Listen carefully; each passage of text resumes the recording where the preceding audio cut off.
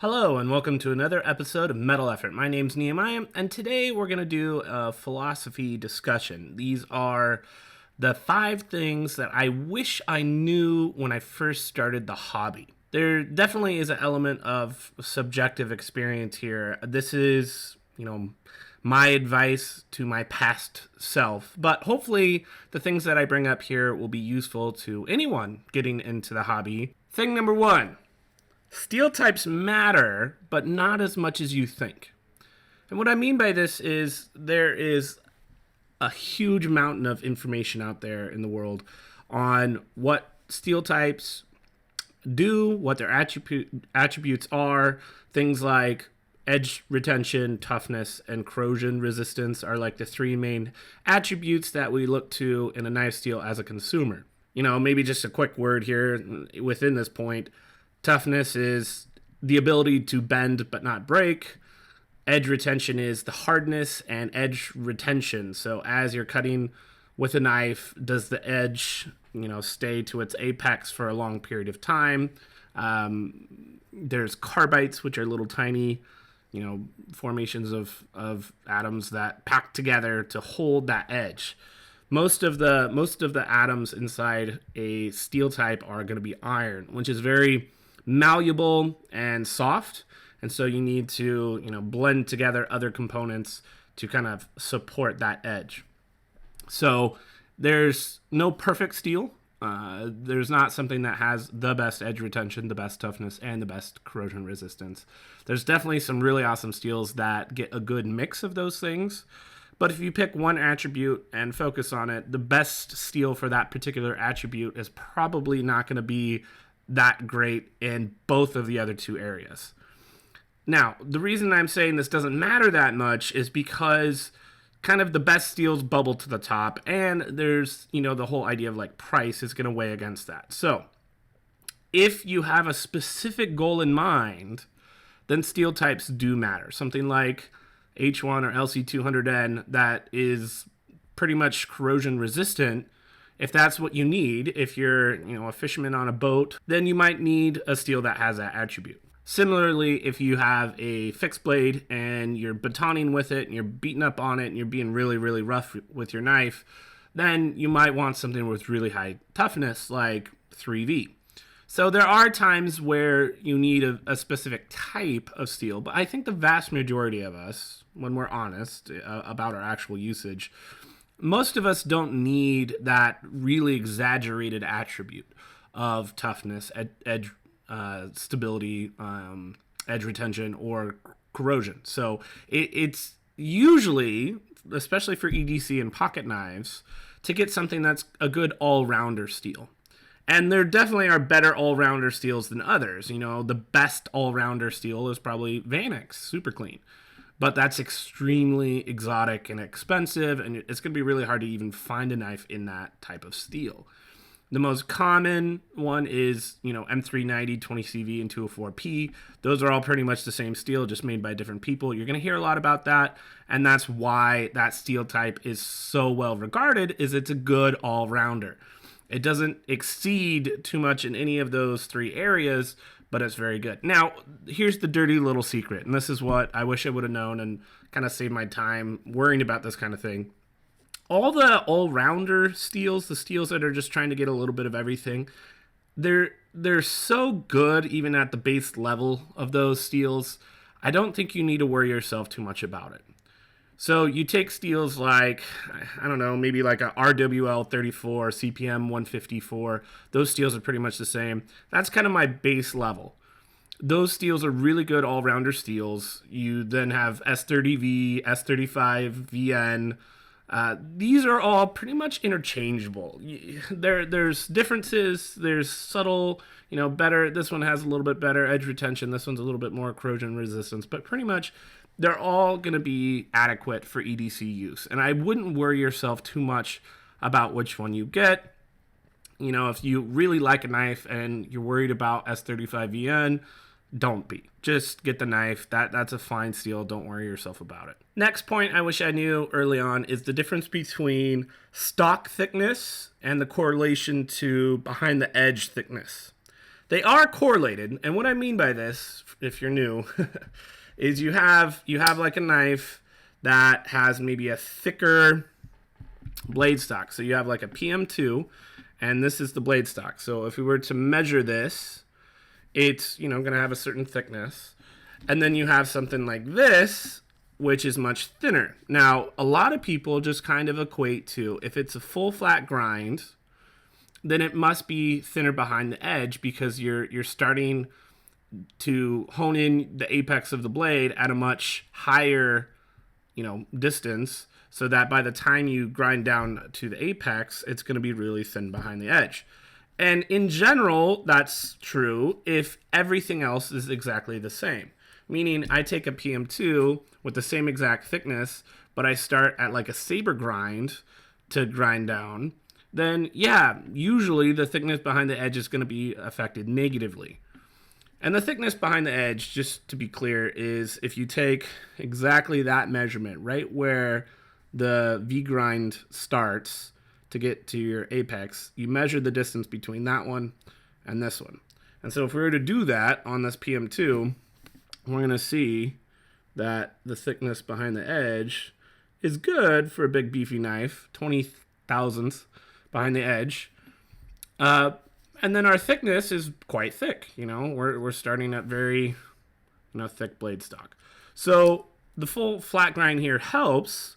And if you did a saber grind, it probably would be thicker behind the edge and just be kind of an awkward cutter. But it doesn't mean that's the only way to get your thickness behind the edge at a thinner place, with only concerning yourself with the flat grind and the thickness of the actual spine of the knife. An example here is this, Civivi Backlash. Here we have, pretty thin blade stock, sure, thinner than the PM2, but the grind does not start near as high. It's not a full flat grind, obviously. But then if I do the measurement of the thickness behind the edge, even though, it's thinner behind the edge, or thinner behind the stock of the knife, when we do the behind the edge thickness, which is hard to do on this little tiny guy, this is like crazy. Yeah, it's really, really, really thin behind the edge, almost half that of the PM2. And so, sure, the stock thickness was thinner on this one, but not half as thick as this one. And so how is it getting so thin behind the edge? Well, this grind, even though it's not as tall, it's a hollow grind, meaning that it's not a straight line from the top of the grind here to that, top of the V edge. It's actually been kind of gouged out a little bit. The grind, this is called a hollow grind. And so it means that we're kind of accelerating the thickness down to a thinner point a little bit faster than just a flat grind. So the initial cut of this knife is going to be a lot slicier. You're going to be able to get into it a lot quicker. But it's not exactly the same experience, because it's going to slope up to the thickness of the blade stock much quicker. It's going to kind of feel like you're wedging it. So if I do, even though this is way thicker behind the edge, if I cut into a slice of cheese, it's going to be a more gradual cut, where this is going to kind of cut in initially way easy. And then once the cheese gets to this point, it's going to kind of stick. It's still going to cut fine, because the thickness of this is still much thinner than that. But it's not going to be an even cut all the way down. All that to say is that there's a lesson to be learned about the thickness behind the edge, which is helping you with the initial cut.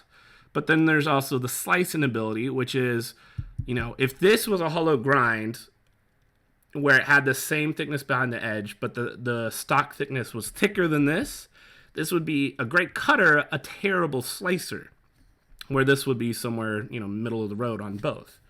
And that's the difference. It's not one is strictly better than the other. If I'm cutting, vegetables and cheese and stuff where I need a full slice, then that full flat grind is going to work for me a little bit better. I do also want a thinness behind the edge.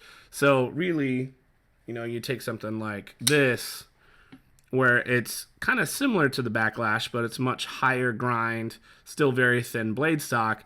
This is going to outperform both of these knives in slicing, because of the thinness behind the edge and the height of the grind and the thinness behind the edge. There's a lot of attributes of that knife that matter. Third thing I wish I knew is the difference between art and design, and just precisely how much I should favor one over the other. So first thing, I'm going to define art and design in my own words, kind of what I take them to mean, and then I'll talk about kind of their relationship and what my priority is on those.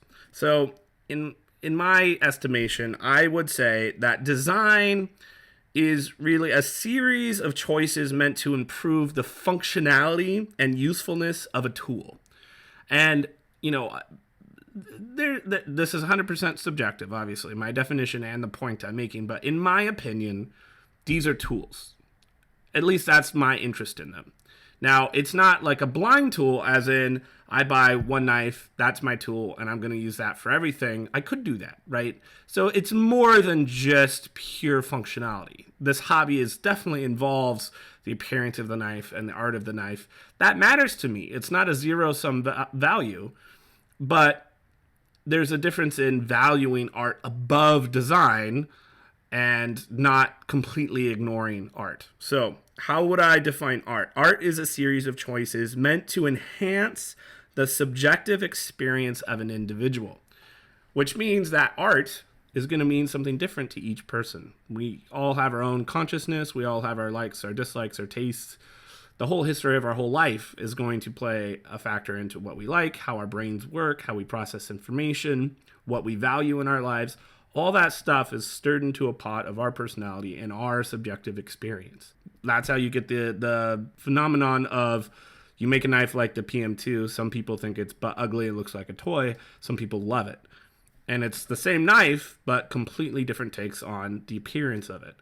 And so, all right, we have the usefulness of a tool, and then we have, the design choices that are kind of more for art in enhancing our subjective experience. So why do I have these three knives out? So I think the top knife is really Spyderco's example of you design for usefulness first. You start with the blade, what the blade can do. That's the tool part of it. If you have handles and you take the knife part off, you don't really have much going on. So that's what they start with. And then for the handle, they very much focus on how it feels, how it stays in the hand. You've got tons of jimping. You have lots of, contouring in different areas of the knife to make sure that it's not going to slip in either direction. That every design choice of what they're doing here is based on, can you use this knife? Can you control the knife? And can it, stay in your hand? Is it comfortable to use? Is there hot spots? And so that's really their thought process behind the knife. And so it doesn't necessarily look elegant or, super attractive to most people, because they don't care too much about that. They care about the functionality of it, right? So this is a great example of where they're heavily favoring design over art. The next knife is the exact opposite. That, this, from every design choice you have here, as far as like the steel used, the material here used, they claim that they care about usefulness, like the backlock is really strong, blah, blah, blah, blah. But most of it, pro tip, serrations are not something you really need. Either you need an entire knife with serrations because you're doing something very specific. You're a rescue operative, cutting people out of cars and you need serrations. Or you need a knife. You don't really want to have both because it's just a master of none. So everything about this is meant to make you just like the look of it, to trick you into thinking this is something that's worth buying. It's appealing to the subjective experience of like angsty 14-year-olds. Like that's what they're trying to do. They're appealing to the art of it, your desire to get something that looks cool, quote unquote. You've got the buoy type drop point here. You have the serrations, which for some reason, when you're a non-knife person who's just kind of like, I want to get a knife, somehow this appeals to those people. I don't understand why. The really aggressive like Nazi swastika thing type stuff going on this. I mean, it's not that whatever it is. This is actually too grippy. It's just downright uncomfortable, but it looks aggressive. It looks tactical. It looks hard use, I guess, maybe. No thought really put into how long the clip is or how tall it is to the butt of the knife so that you don't have a weird, butt of your knife hanging. You get the point. This is made to look cool to certain people. It looks hideous to me, but they're not trying to get me to buy this knife. This is for somebody else. And it's not built out of the use. That the design of this knife is very much in the back seat of its actual performance as a tool. Its number one thing is its art, its look, to get people to buy it based off that solely. All right, last example. This is the Koenig Arius. And I love this knife because I think Koenig, Bill over at Koenig, really perfectly balanced both art and design. The blade shape is incredibly useful. It's got like a swedge on that drop point. So that looks cool, but it actually is going to help with the penetrating cuts. It's going to be a little bit easier to get into clamshell. And so even though it looks awesome, it actually serves a purpose. The opening aperture kind of looks like a angry bird diving in for its prey. But really it's there for a very specific reason, so you can spider flick it. And so that has functionality. And I can do the same thing whether I stick my finger, at the top of that opening aperture or down here if it happens to be more comfortable for me. So that's very practical, but it also looks awesome. You have the carbon fiber that, has some color and snap to it, whatever. But carbon fiber is incredibly strong and lightweight. So this means it's going to make the knife a lot lighter than the old original titanium versions. So it looks better, but it also functions better. So all these design choices of no serration, the functionality of this, how incredibly comfortable it is, that it kind of, it gives it the kind of appearance of like a speeding bullet train and, the sweeping lines, but really, the shape of the butt of the knife fits perfectly into your palm swell. And so if you can achieve both things, that's when you have something that's really special. Now, obviously, this is, $600 and this is like negative $10 and this is, $200, let's say. You get what you pay for, but this is what art and design perfectly blended together looks like. Design is the primary goal, but then, taking the art and adding that on without taking away from the functionality. That's how you get a good knife. The fourth thing I wish I knew, it's okay to buy stuff off the secondary market. And it's not necessarily something I always recommend, but a lot of new people, it's like they're shopping for shoes or something, and they just don't want to buy them used. With knives, it's different. I mean, you're talking about super steels here. It's not like these are just going to, get worn out in the first week of owning them if people are just, using them for normal tasks. So when you're buying on the used market, usually, there's Facebook market groups. There's my personal favorite is Reddit, subreddit, knife_swap. That's my favorite one. And usually you have some kind of reputation system. So, there's definitely a possibility of getting scammed or something like that. But because, if you prove that you're trading knives and actually doing what you're saying you're doing, you're selling, you're buying, you're doing kind of everything, then they keep track of that and you have flair that's attached to your name. And so if you're buying somebody that has good flair, generally speaking, the rule of thumb is that it's pretty safe to buy from them. And along with that reputation, you also have really detailed pictures and descriptions of what's going on with the knife. If I go online and I just buy like a 940 from Benchmade, I'm taking a much larger risk buying that from an online retailer, or even walking into a store. I can mitigate some of the issues, but the centering on that knife is totally a question mark. The action is a question mark. I don't know. The grind lines could be off. I have no idea. If I'm just buying it online and having it shipped to me from, Blade HQ or Knife Center, Knife Works, whatever, those are reputable websites, but they're not going in and actually individually showing you each knife. It's buy this model. I've got 100 in stock. I'm going to randomly take a box and send it to you. So it's totally up in the air what kind of fit and finish you're going to get on that knife. So I buy that same knife on Knife Swap. I get excellent pictures, often videos showing me what does the action look like, what does the centering look like, what are the grind lines like.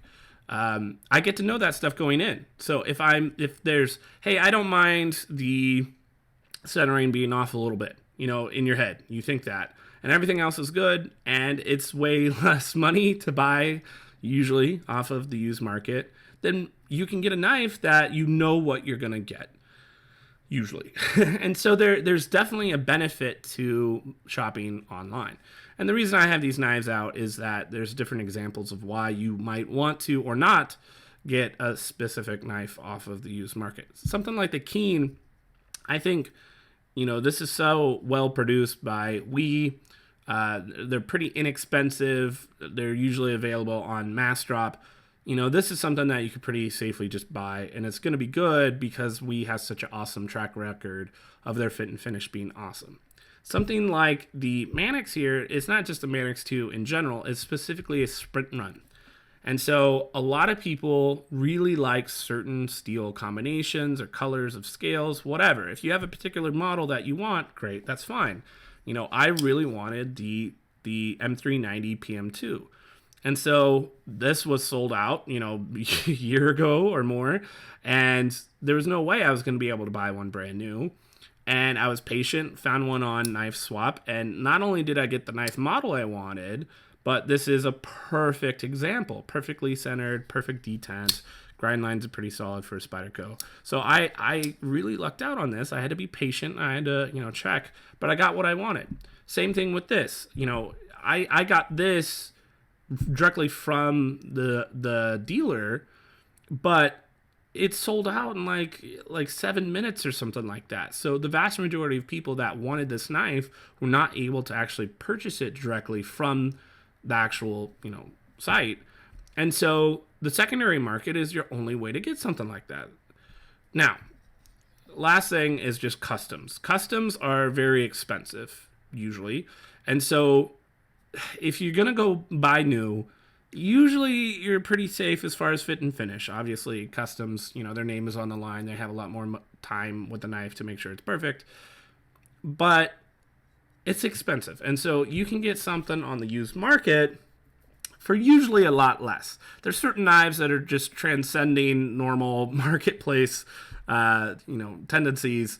Something like a Shamwari or a Holt Spectre will, get doubled on the secondary market. However, at least you can get the stinking knife. Otherwise you're just hoping that you win a lottery. You could wait the rest of your life and never get the chance to buy directly from one of the makers. So your secondary market is kind of your savior. You can get stuff that's hard to get, that if it's really, really good, you're probably gonna have to pay more, but at least you have that option. Or most customs fall more in line with this idea that it's gonna knock off like 15 to 20% of the original price if it's still in good condition. And so you're getting one that is in good condition if you get to decide if you buy it or not, and you're gonna get a good price for it. So that's an excellent place to go. If you ever decide to trade or sell that knife and you're buying from those websites, you're gonna lose less money. And so it just equates to more knives. You're going to be able to have more knives in your collection. You'll be able to cycle through them much quicker and much easier if you're willing to go to the secondary market. The fifth thing I wish I knew is to not fear learning how to service my knife, tune my knife, care for my knife, sharpen my knife. This is really kind of an underappreciated aspect of the hobby. This stuff is actually kind of fun. I mean, at least to me, I like being able to get into stuff, see how they work. If I'm having a problem with a knife, with centering or action or something, often, not always, but often you could fix that. You can tune it, you could tweak it, you could, lube it up correctly, make sure that the screws are put in right and that they don't come loose, so you have some Loctite. There's all kinds of things that you get satisfaction from fixing something or tuning something. Taking care of stuff so that it doesn't rust if you have a steel that is prone to that kind of thing, saving a lot of money in the long run if you can learn how to sharpen things yourself. I think there's also a lot of satisfaction out of, kind of taking that challenge on head on, practicing and getting really good at it. I think that's very, very satisfying. And I put the sharpening thing off. I was sending it out to people to get sharpened, and if you really just don't have time, fine, go ahead and do that. But cost wise, I realized I could just buy. This is a diamond matrix stone. Really, really, really good. This is just a great, investment. I put that money that I would normally be paying for sharpeners into the stones and just get used to, sharpening. Eventually, I'm going to make my money back. It takes time, but I think there's that I can care for my knife from start to finish kind of satisfaction that I wish I would have not been so afraid of at the beginning and just dove head in to learn this stuff. So there's plenty of resources. I'm not going to go into how you do all these things, but learning about oils and how much those matter or don't matter, getting good tools so that you don't ruin knives and lower the value of them because you're stripping out stuff, making sure that you don't, rust your knife. There's ways to kind of, get rid of rust, but it's kind of a pain. Sometimes if I'm buying something that, maybe has a spot or two, I can get rid of it with this. But generally speaking, there's lots of resources to figure this stuff out. The point I'm making here is just don't be afraid of it. Dive in, head first, do the research, invest in it, and it'll pay you back in both the performance of your knives and the longevity of your knives, but also just the satisfaction of doing these things, I think is really worth your time. I have a bonus point I'd just like to say, and this is the most subjective of all the points I've made so far. I really wish I could just convince myself to ignore the 14-year-old inside me and not mess with the big, burly, tactical / survival stuff. It's just not necessary really at all. When I first got into the hobby, I wanted a good, survival / camping knife. And so there's a ton of videos out there that are kind of showing you the big burly knives like this, the SE6, SE5, the Lightning Strike, or whatever it's called. There's a bunch of good stuff out here, and I'm not saying this is a bad knife. It's a fine knife. The steel is like 1095, which is very tough. You're not going to chip this, it'll fold, it'll bend, but it won't crack. But it's prone to rust, and so you have this coating on it. And so once I learned more about the hobby, this knife sucks. It doesn't suck, but it's not what I want. And, it was like $100. The scales were really not comfortable. I kind of knew that going into it. So I bought, some aftermarket contoured scales to make it a little bit more ergonomic. And that definitely helped. But whenever you got to mod your knife, that's always a clue that maybe it's not a knife you want. There's exceptions. I think the Drunken was worth it, modding the clip, but that was something I didn't have to pay something extra for.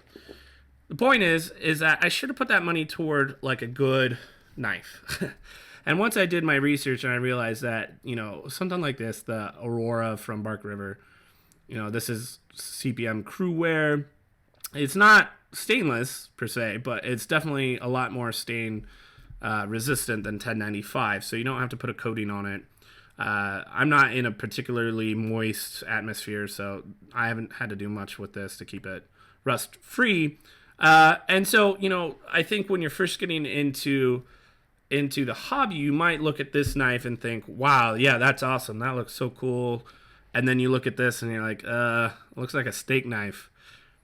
And that's, again, it's that first look at a knife of like, the art of this art is tricking you into thinking this is some big burly awesome knife, when in reality this schools this knife in every single survival or tactical, I guess for that matter is probably be better for that, but this is so much better. As far as survival, I can get much better feather sticking where I'm shredding the wood so it curls into a bunch, and then being able to use a little lightning striker type thing on the spine of the knife to do the sparks and get a fire going. So this edge is nice and sharp.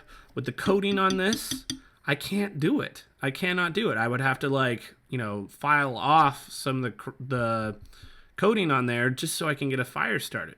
So in that sense, this is strictly better than the Essie in that way. As far as batoning, this is just as strong and capable of that, if not more. The convex, edge is a little bit better for that. So bushcraft, survival, or tactical. I suppose I could stab a bear with that if I needed to. So first glance, your first kind of gut reaction, your first intuition is often not the correct one in the knife hobby. And so that's my advice is, do your research. Don't let the appearance of a knife sway you more than it ought to. It's not a zero sum. You don't have to buy butt ugly knives, but understand what it's used for, and then you kind of learn to like it. I now look at this and I love it because I've used it and I know what it does, and it's a fantastic knife. And so when I first got in the hobby, I thought that looks terrible and this looks awesome, and it's completely inverted in my mind. I genuinely think this looks better than this knife, but a lot of that has to do with the performance. Same with like a PM2. It looked like a toy when I first got into it, but now it looks awesome. So somehow your subjective experience just adapts when you decide to include the actual, functionality of a thing. And so that's my bonus. It's kind of harping on, point 3, but really it's just talking about how you should not get tricked into how something looks. It's how it performs, and then it looks good later. This is really good, like, relationship advice too. So that's the bonus part of this point. Don't judge a book by its cover. Don't get booty blinded. That's the bonus point. Don't get booty blinded. It's got a big booty, but it's got a terrible personality.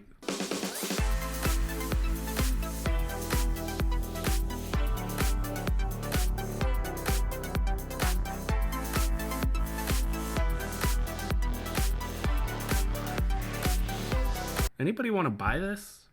It's up for sale. Hit me up in the comments. It's got a nice aftermarket Kydex sheath. We'll say $120 for the whole package. These are like $50 scales. Come on.